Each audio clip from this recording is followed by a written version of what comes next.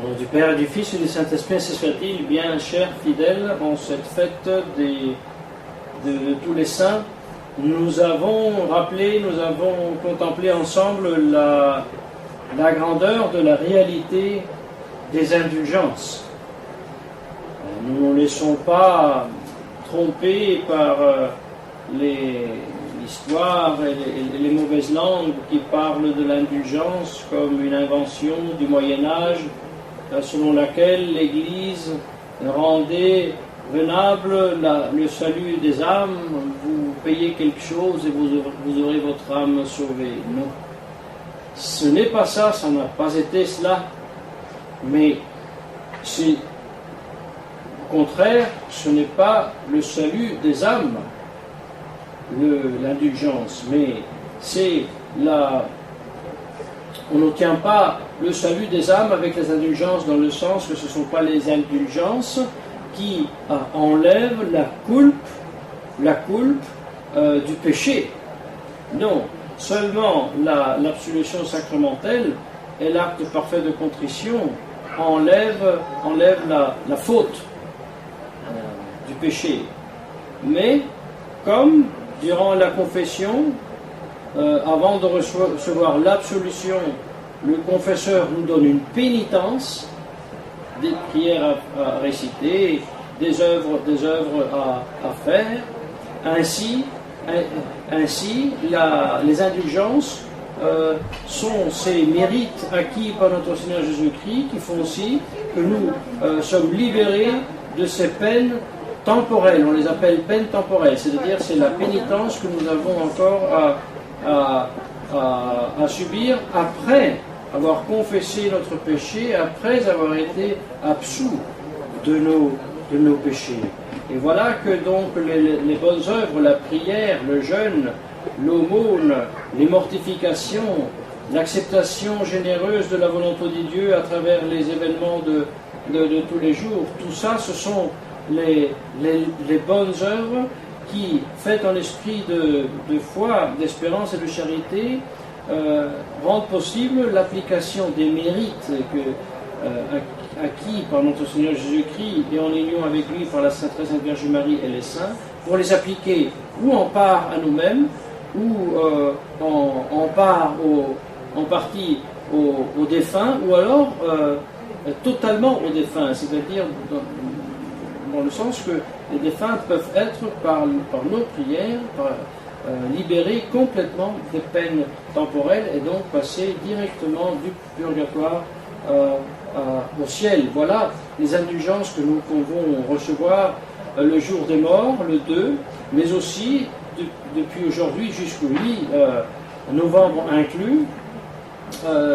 priant dans les intentions du souverain pontife, un pater, un ave, un credo, ou autre prière mentale si nous nous rendons sur un cimetière ou dans une église ou même dans un oratoire public ou semi-public. Voilà ce que nous pouvons faire dans cette semaine, toujours aux conditions habituelles, c'est celle de se communier dans la semaine avant ou après, de se confesser, de ne pas être attaché au péché véniel et de prier justement dans les intentions du souverain pontife qui ne sont pas les intentions de Jorge Bergoglio, mais non pas parce que Jorge Bergoglio n'est pas pape,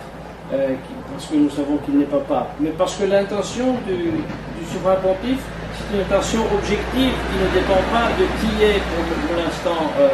pape ou non pas pape. C'est simplement l'exaltation de l'Église, la propagation de la foi,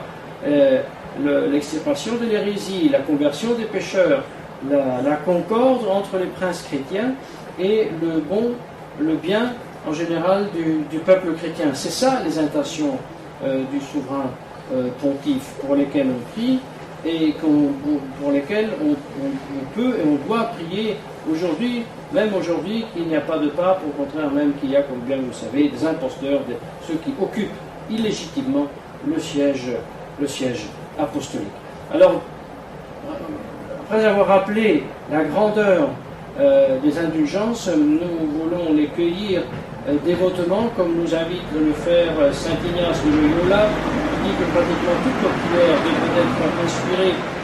doit être constituée par ces indulgences. Et c'est comme ça que nous nous préparons ici-bas à la gloire éternelle, en nous sanctifiant et même en sanctifiant les autres et en priant pour les âmes de purgatoire. Parce que le bonheur des saints au ciel, en union avec la très sainte Vierge Marie, avec tous les anges, tous les cœurs des anges, est un bien, c'est le bien que nous désirons et auquel nous nous préparons ici sur terre.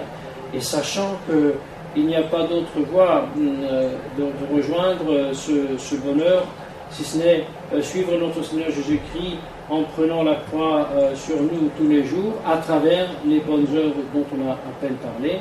et sachant que déjà ici sur terre, nous pouvons commencer à vivre cette joie des bienheureux, parce que notre Seigneur Jésus-Christ lui-même l'enseigne. Aujourd'hui, dans l'Évangile, nous avons le sermon sur la montagne, et il parle des bienheureux. Bienheureux les pauvres d'esprit, bienheureux ceux qui ont soif de la justice, ainsi de suite. C'est un bonheur qui commence déjà ici sur terre, et surtout le premier bonheur, le bonheur de la pauvreté d'esprit, le bonheur de l'humilité, le bonheur de cette vertu qui s'oppose au premier vice, c'est l'orgueil. L'orgueil qui nous enferme en nous-mêmes, qui nous rend avares, qui nous rend luxurieux, qui nous rend invidieux et qui fait de nous des désintéressés de Dieu, qui nous remplit de tous les vices.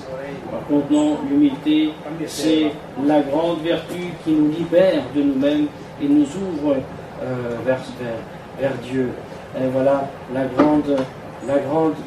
vertu qui fait ici que nous devons aimer les humiliations, nous devons aimer être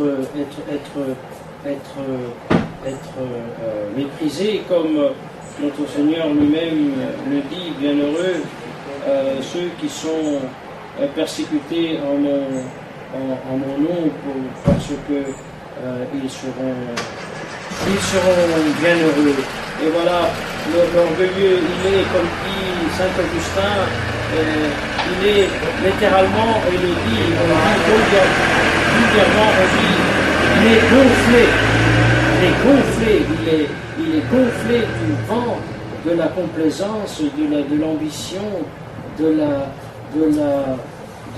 la vaine gloire, de l'hypocrisie, de l'obstination,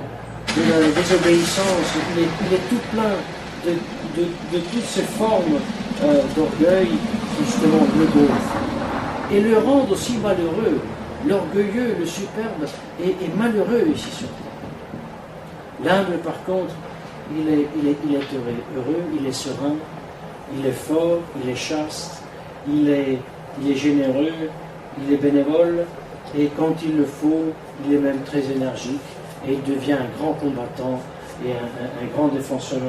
de Dieu et de ses lois. Voilà donc la grâce que nous demandons à Dieu par l'intercession de la Sainte Vierge Marie, de vivre ici-bas comme tous ceux qui sont finis dans la gloire éternelle, en imitant Jésus-Christ et en puisant au trésor de ses infinis mérites, au nom du Père et du Fils, Saint-Esprit, ainsi soit.